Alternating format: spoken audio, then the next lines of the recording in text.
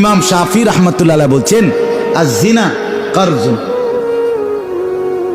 করজ বুঝেননি? ঋণ, ঋণ কথা বলেন না, ঋণ দেয় যে মানুষে, বোঝেন তো? হাওলাত, ঋণ, করজ, এটা করজ কয় না, তার বিষয় কর্জ আর কি, কর। আচ্ছা, কর্জ দিলে শোধ করতে হয়নি, মানে আমি কর্জ যদি নেই তাহলে আমি এটা শোধ করতে বলি, শোধ করা সুন্নত, শোধ করা নফল, শোধ করলে করলাম, না করলে নাই, বাধ্যতামূলক কি করতে হয়? শোধ করতে হবে। ইমাম শাফি রাহমাতুল্লাহ বলে আয-জিনা কারজুন, জিনা ব্যভিচার, কোন নারীর সাথে অবৈধ কর্ম, এটা সরাসরি তুমি করজ নিলা।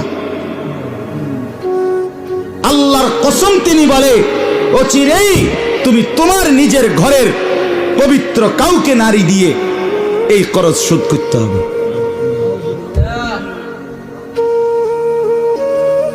কথা শুনছে? এতটা ভয়ঙ্কর কথা শুনছেন?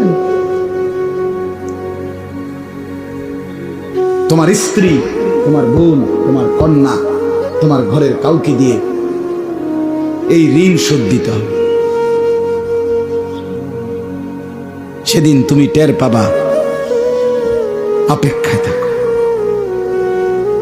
ওয়েট এন্ড সি, অপেক্ষা করো আর দেখো।